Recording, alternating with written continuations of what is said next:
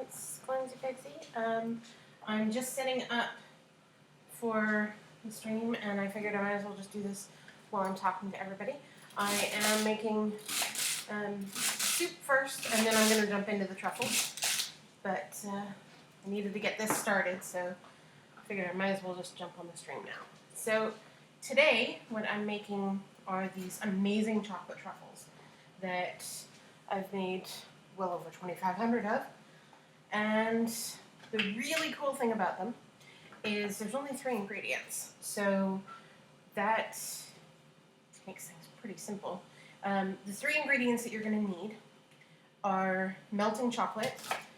Some people have it as wafers, discs, buttons, all different kinds of things. Depends on where you're from and what you're used to calling them. You can also use baker's chocolate, which is what I'm using today because unfortunately down here in Antigua there are no chocolate wafers that I could find. So I have to adapt. So that is number 1. Number 2 is sour cream. And it might sound weird having sour cream in there, but it works. It works so well.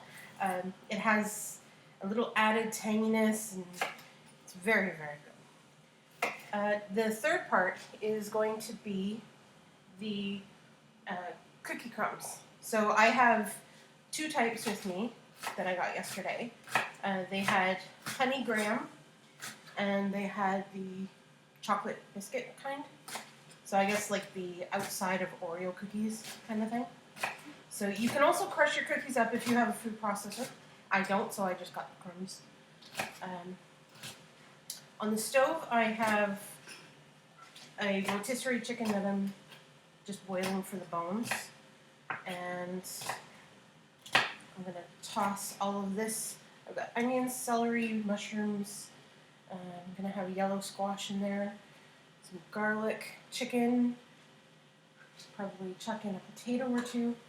And toss that in the slow cooker so it has the rest of the day to cook. And then I will chuck the bones in. Well, not the bones, the liquid from it. A little bit later on. So, I don't know if everybody knows this little trick, but if you refrigerate your onions, you will never cry. I'm currently cutting up an onion, and I have no tears. Because the onion oil doesn't have a chance to get into the air the same way. That's the easiest way to explain it. It's a little bit more scientific than that, but that's the gist of it. So, I'm just going to chuck this in. Back for a second, chef.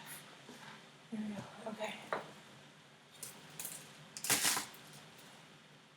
Just breaking down my garlic right now. And I like to leave the garlic fairly whole, just so when it cooks, it breaks down on its own, but I do smash them, so the flavor does get out. So I realize that a lot of my friends are sitting up in the snow right now, so the soup that I'm making can be a perfect winter little accompaniment. And if you do up some garlic toast or something, you can have even more fun with it.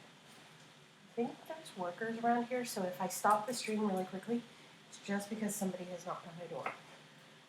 So, I'm not sure.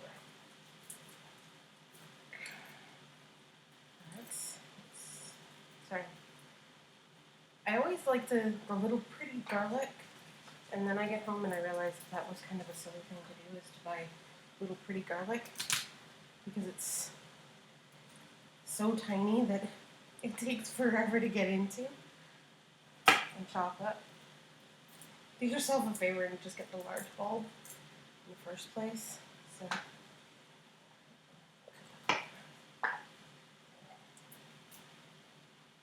Okay, so the idea with these chocolate truffles is I had actually found the recipe on allrecipes.com about 7 years ago, 6, 7 years ago, something like that.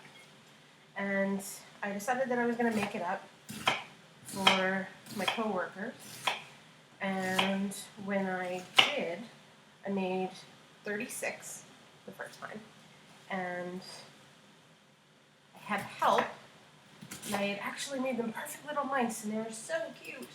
They had all these fun little tails and almond sliver ears and all that kind of stuff, and I got into work and opened the thing up, and everybody tried one, and within 5 minutes they were all gone, with the demand for please make more because I didn't get any, blah, blah, blah, blah, blah. So then that night I went home and I made more. So I brought even more in the next night. And by the end of that week I had made over 600 of them. And I just got to the point where I was just making them into little truffle balls. And everyone loved them so much that every holiday or special event that was happening at work, and this happened even after I left that work and was going to, when I was working at another place, I had demands for it. I did it for a Christmas bake exchange that I did several years in a row. I did those ones. And everybody always said, if you give us twice as much, we'll put in an extra amount for you. So every year I had pretty much double the goodies that everybody else did for several years because of the fact that I would make double for everybody. So, because I don't know if everybody's aware of Christmas bake exchanges and stuff, but you and several other friends, it's like a quilting bee. You all get together and swap and stuff, and that way you only have to really make one particular thing, and you can make like 8 dozen of one thing, and it saves you money because you're buying in bulk, and at the same time you go and you swap that out with 7 other ladies, and you have 7 other types of goodies that you didn't have to worry about a bake or anything like that, and it's the best of what you know how to make, so it works out really, really well. So I'm going to chuck these.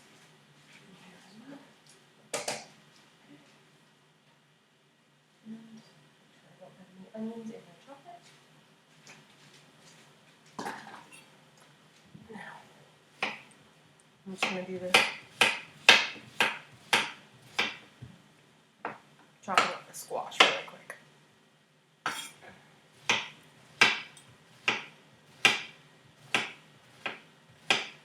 They have amazing yellow squash down here. It reminds me of the farmer's market in Staten Island. So good. So every time I get this, it's a wonderful little treat.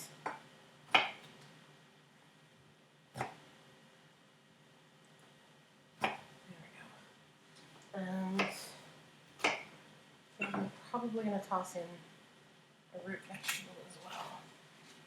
Just not sure which one yet.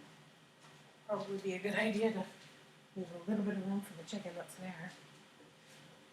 So, okay, so what I'm going to do is, after this, I'll chuck in some here. Let's do it faster. There we go. Okay. So,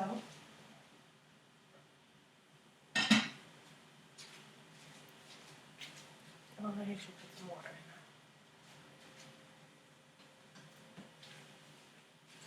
A little bit.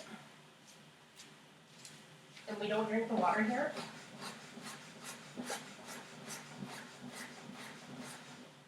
It's one thing if it's boiling, but crock pot actually doesn't boil that much.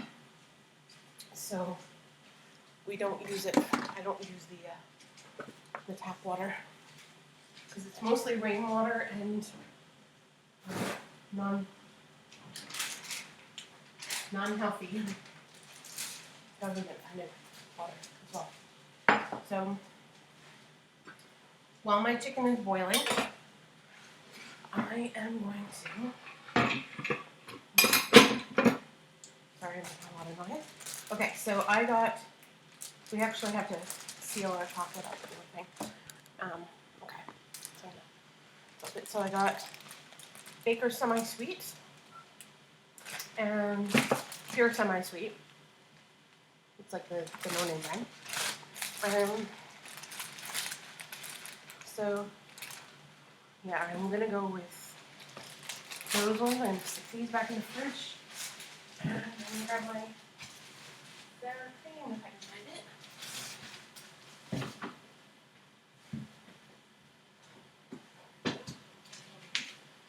Start with that. Okay, so I've got my graham crackers and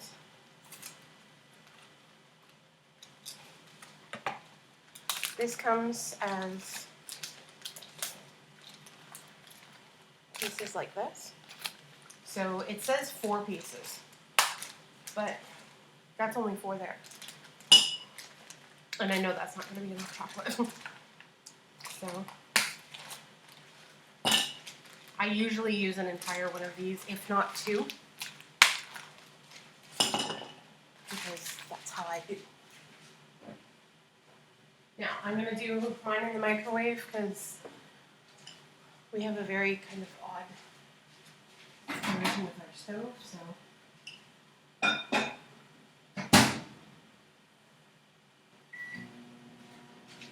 Okay, so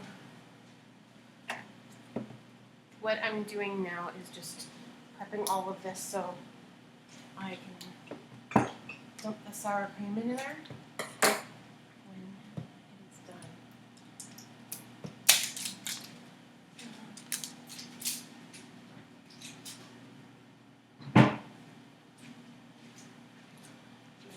Sorry, I'm walking away from everybody.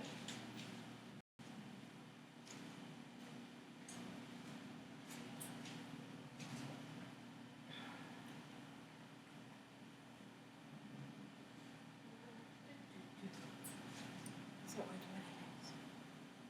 Listen too many. Did I not send it to you? I sent it to you. Sorry, I thought I was sending other stuff. Okay. Sorry, everybody. I am going to check my chocolates. And it has not even really started. It's slowly going to. So, what you want to do is not speed it up to the point where it is boiling from the start. Sorry, I'm here. You don't want it to be boiling from the start because you're going to your chocolates considerably. So do it in increments of 1 minute or 2 minutes at the most. Make sure that once it starts to melt that you actually stop because it will continue to melt. So I'm just checking on it right now. So far nothing. Okay, so the actual step-by-step for this is 4 squares of semi-sweet chocolate, 1/3 of a cup of sour cream. So because I used an entire brick of chocolate, I am going to be doubling because I like them extra chocolatey. So I'm going to grab a measuring cup because I don't actually usually do this, but 1 pound. Why don't I ever do this the way that I'm used to? 16 ounces. That's what I'm going to do. So, ouch. So my bowl is very, very hot. There we go. This is starting to melt really, really well. Alright, I'll show everybody. So you can see it's starting to melt really, really well. I'm going to probably give it another 30 seconds. And while I'm doing that, I'm going to toss in some of these dairy milk buttons that come in little tiny packages like this that are really cute. But if you can find these at a bulk store or anything like that, that would probably be better because you're probably going to be saving quite a bit of money to do it that way. And if you can get these large, like the discs as they are larger, it works even better. Now, I've usually done this on the stove. I've never tried it with a gas stove, so I'm a little leery. Hence the reason why I'm using the microwave. Okay. So, now what I'm going to do is, oh, that's still too hot. Apparently you're very big wimp today with the heat. Okay. So, there you go. Okay, so it's very well melted now. And I've thrown those little discs in there too. And like I said, it continues to melt everything, so once you get it to that stage where it's in that melty phase, you don't need to keep going. So now, what I'm going to do is I'm going to dump some cream in it.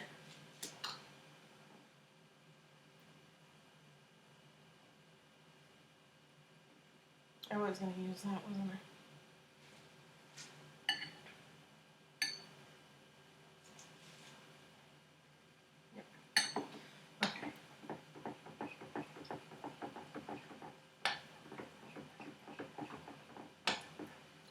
And it's gonna look gross, and it looks like it's gonna seize up on you, and do all these really weird things.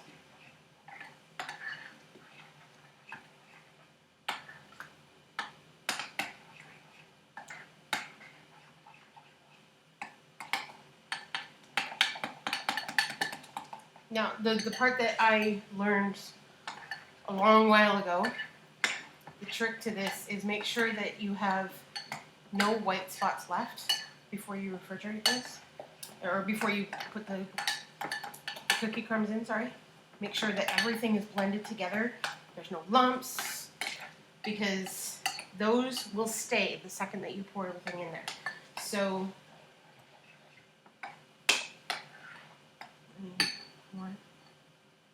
more sour cream.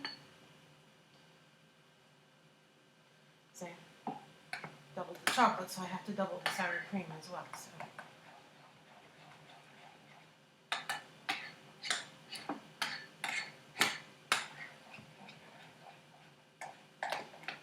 this is starting to look more like a mousse, but it's like a really, really greeny mousse. Or a thick chocolate pudding is kind of the consistency that you're going for. Okay?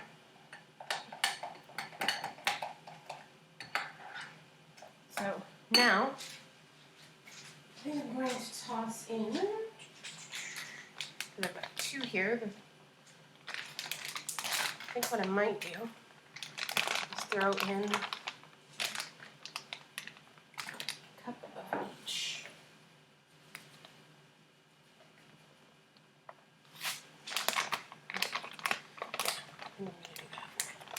Because what I need is I have to double the amount of cookie crumbs as well. So I'm going to put that back in the fridge for now.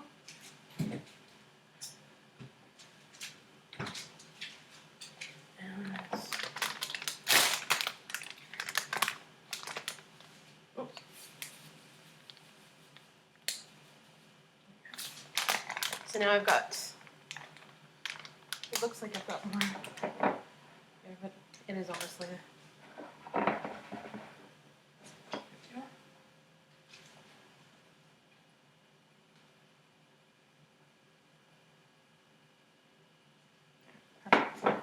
okay, so the way that I also have learned how to do this is to fold this stuff into it, because that way it's mixing everything slowly and you're not going to get globs of missed areas of the cookie crumbs. And always go from like the bottom corner-ish areas, even though it's round. I realize there's no counter or corner in there. Then try to pull it in, and then just keep going around the sides of the bowl. You can do this with a low setting on your mixer. You don't really need to though, because as you can see, it's fairly easy to blend.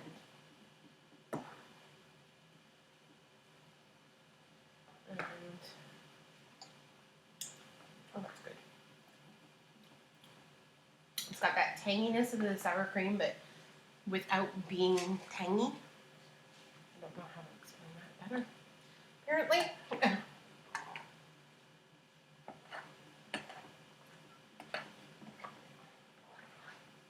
So you can see it's starting to thicken up on me while I'm stirring it.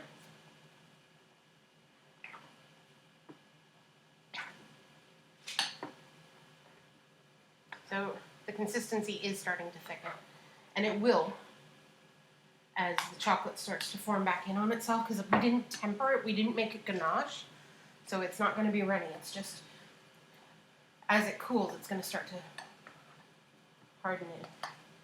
So that's how all of this works together so well. So once this is set, we're going to be making little balls out of that, and we roll them in.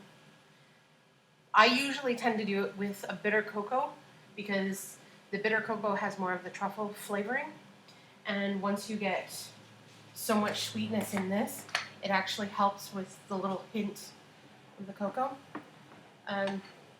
One year I also did it with pink sea salt. I had pink sea salt that I ground into the cocoa, so it was like a salty and sugary and bitter, happy truffle moment. So, okay. As you can tell, it's really starting to set now. So I'm going to just leave that, and there we go. I'm going to toss this into the fridge, and it's going to set for about 2 hours. So when that's done, I will be back, and I will stream some more for everybody. It might be a little bit later than that because I have a video call to do, but soon I will show you the next steps for all of it.